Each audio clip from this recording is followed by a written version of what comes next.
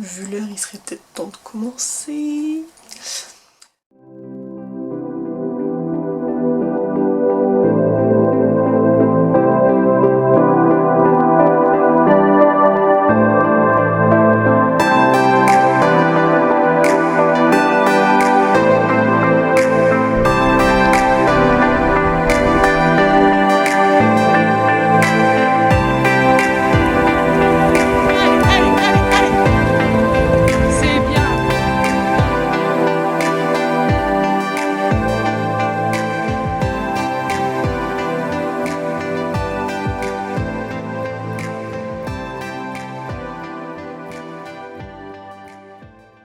Bonjour à tous, bienvenue sur la nouvelle vidéo de ma chaîne qui est, comment j'explique, l'arrivée de mon cheval.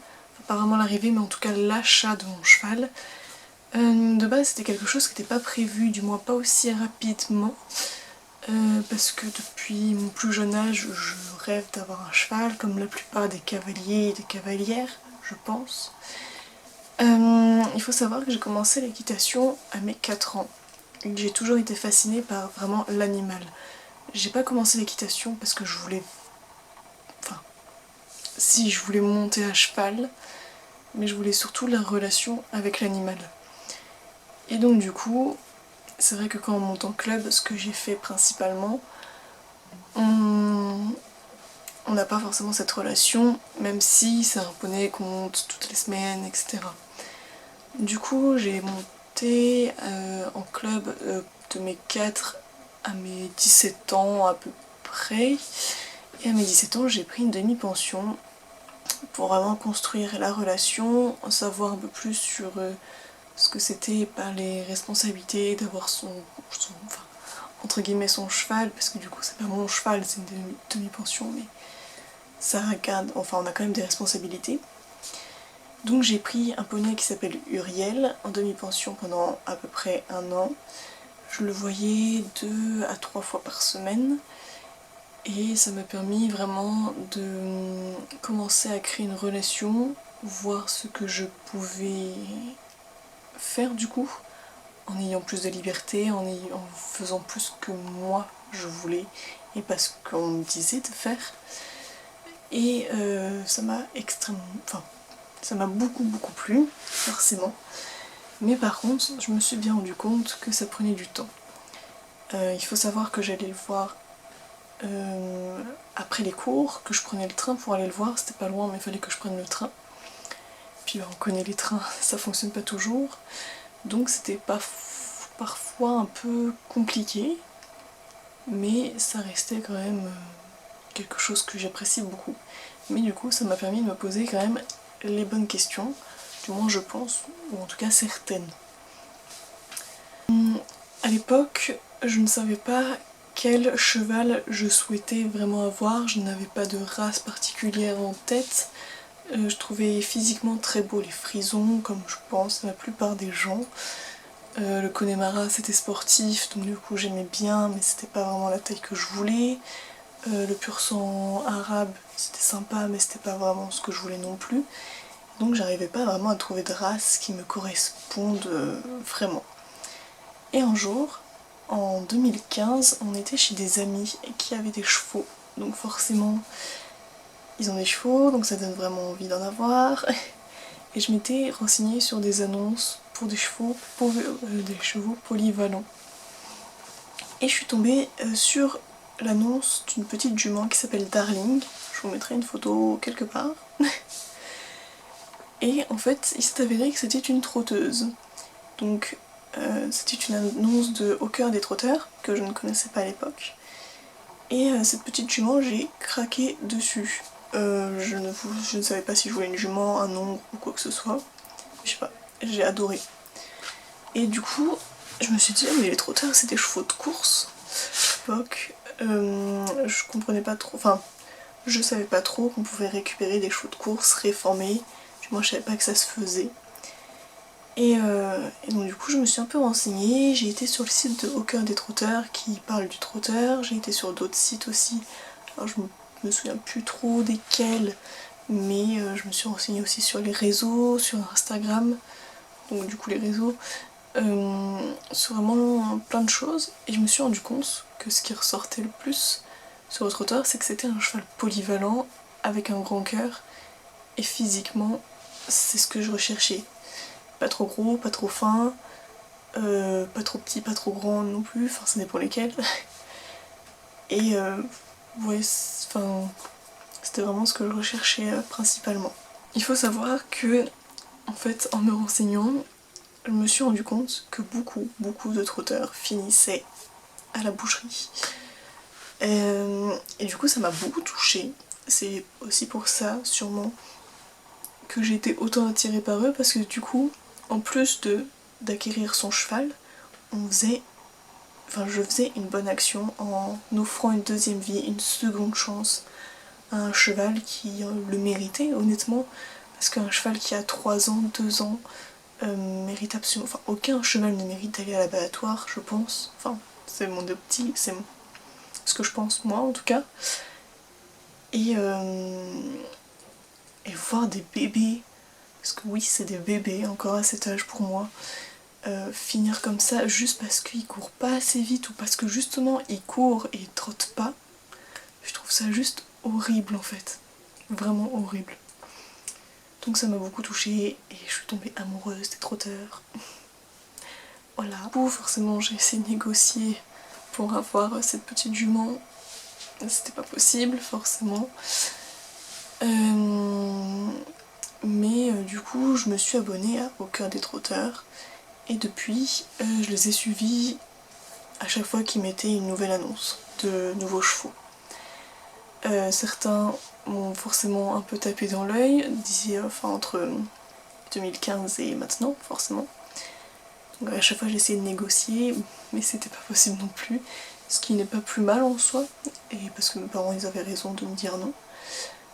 J'étais pas assez mature, j'étais pas assez responsable, et financièrement c'était tout simplement pas possible. Et pour l'organisation aussi d'ailleurs. Donc je regardais, je continuais à me renseigner sur les trotteurs, et au bout d'un moment, je me suis dit, mais en fait, si je veux vraiment mon cheval, il faudrait peut-être que je sache ce que je veux chez ce cheval. Et pour me faire patienter, et pour m'avancer aussi sur le futur achat que je souhaitais, je me suis fait une fiche où j'ai mis toutes les caractéristiques que je voulais de mon cheval. Donc déjà, est-ce que je voulais une jument ou un hongre? Donc j'ai choisi un hongre parce que je m'entends pas trop avec les juments. Je voulais un cheval non débourré, je voulais faire son débourrage moi-même. Je voulais forcément que ce soit un trotteur qui vienne de Au Cœur des Trotteurs. Parce que c'est l'organisation qui m'a permis de découvrir ces chevaux et je sais pas, je voulais absolument un cheval de là-bas. Et j'ai mis aussi les robes qui me plaisaient le plus, à savoir que l'alezan, au départ ça me plaisait pas trop, et finalement petit à petit ça me plaisait. Ensuite j'ai mis aussi du coup le trajet qu'il fallait que je fasse, le temps qu'il y avait entre chez moi et l'endroit où je vais aller le chercher. Donc la localisation, donc le temps de route, etc.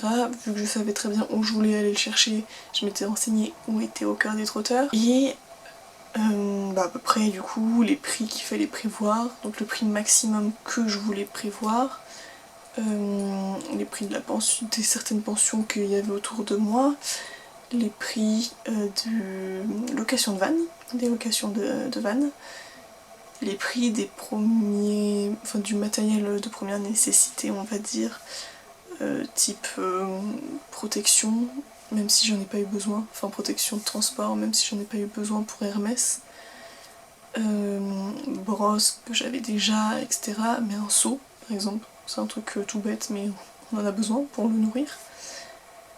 Enfin voilà, des choses comme ça. Et je m'étais aussi renseignée auprès de mes proches, enfin de mes amis qui ont des chevaux, combien leur coûtait le parage, parce que je voulais un cheval non ferré aussi. Combien coûtait le parage, combien coûtaient les vaccins, combien coûtaient les vermifuges, combien de fois par an. Donc du coup tout ça, ça m'a fait un budget par mois et par année. Donc déjà, ça m'a permis de prévoir à peu près financièrement, de voir ce dont j'avais besoin.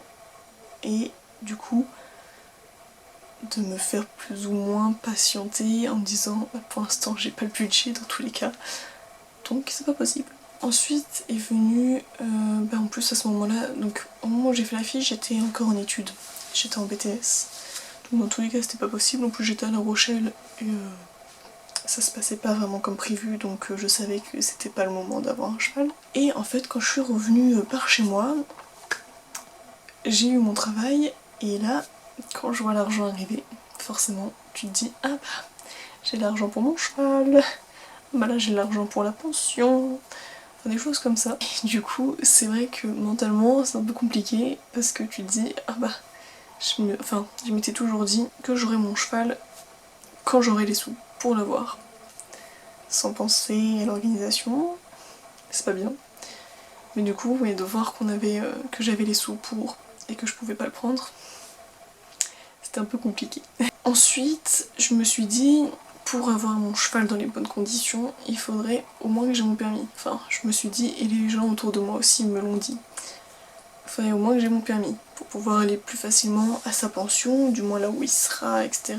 Et ce qui est vrai, c'est beaucoup plus pratique, parce qu'en plus j'habite dans le nord, au niveau de Paris, donc il fait pas toujours beau, donc le vélo, c'est pas toujours pratique.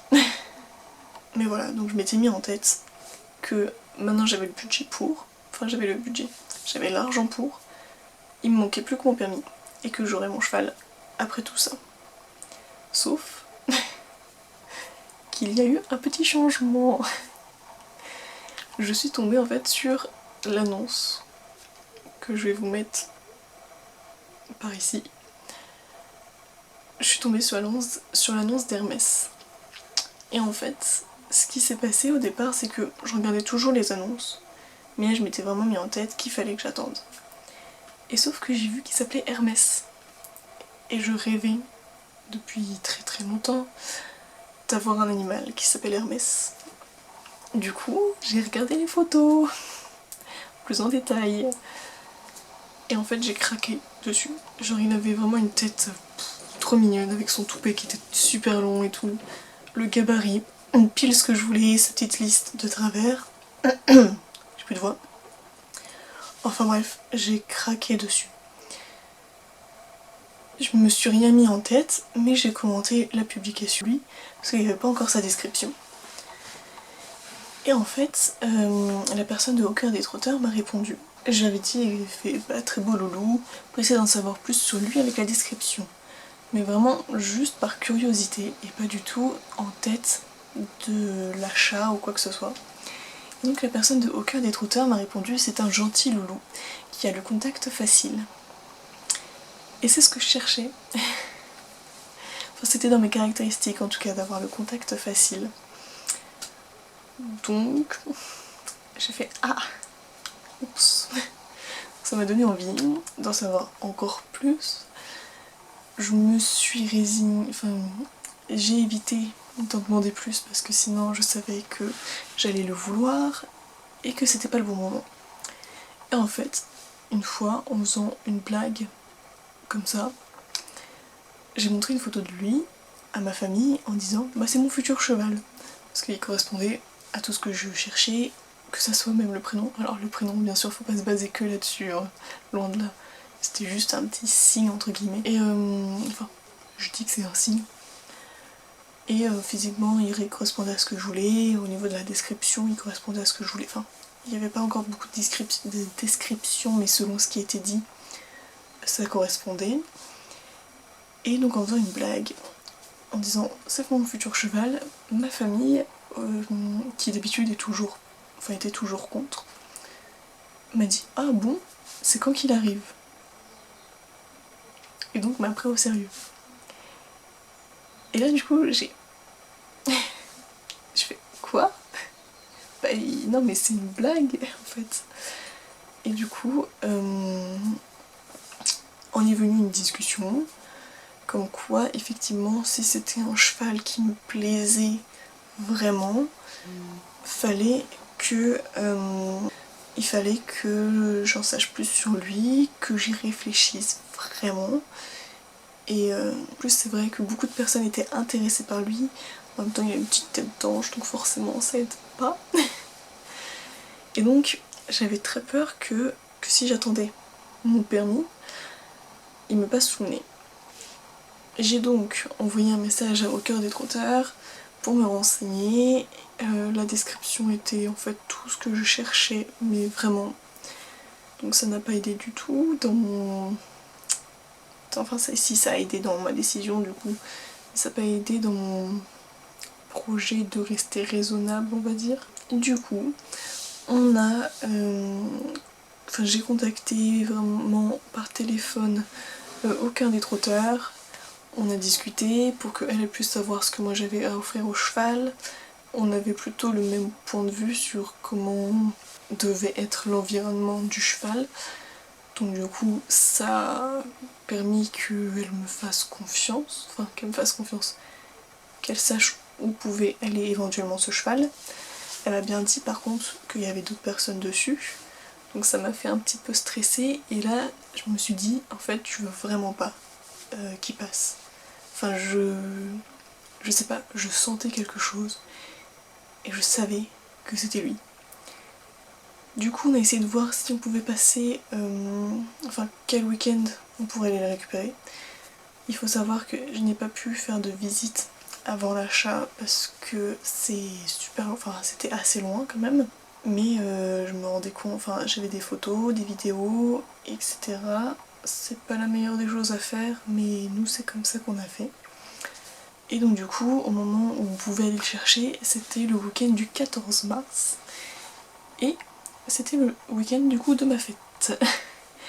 Donc pour certaines personnes, c'est pas très festif, juste une fête comme ça. Enfin, ça se fête pas quoi. Mais je sais pas, moi je me suis dit que si c'était ce week-end-là qu'on pouvait aller le chercher, c'était qu'il y avait un signe entre guillemets. Donc du coup, bah j'ai regardé pour une location de van. Il s'est avéré qu'il y avait un van disponible à 5 minutes de chez moi, même pas. On a vu pour aller le chercher, c'était possible ce week-end-là. Et d'ailleurs, heureusement que ça a été possible ce week-end-là parce que si on regarde bien les dates, on est parti le 15 mars, on est revenu le 16 mars, en tout vers 19h, le temps de poser Hermès au pré et de reposer le van, et à 20h on était tous confinés.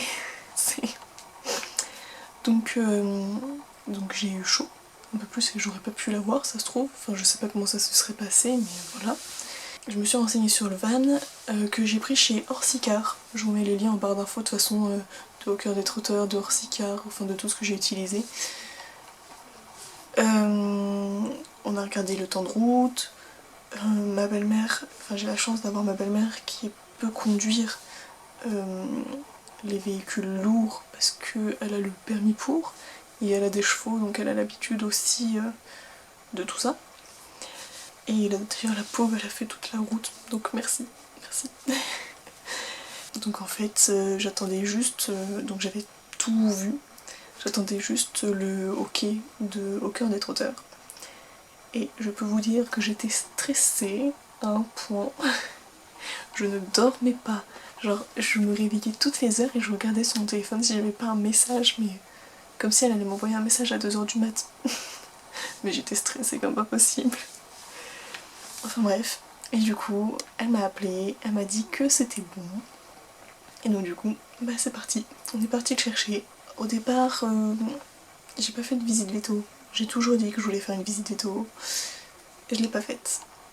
Et je pense que pour me rassurer, j'aurais dû. Je pense que j'aurais dû parce que en fait, quand je suis arrivée, je trouvais qu'il avait les pieds vachement droits, les postérieurs.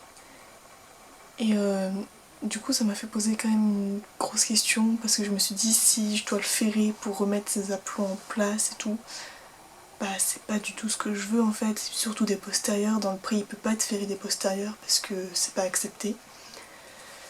Donc ça a été un peu compliqué, j'ai été très stressée, etc. Donc du coup je vous conseille vraiment de faire une visite veto. De pas faire ce que je dis mais pas ce que je fais. Hein. Mais au final on l'a pris. Et d'ailleurs mon pareur m'a dit qu'en fait il avait absolument pas de soucis. Mais bon, je m'inquiète beaucoup dès qu'il y a un petit truc qui va pas.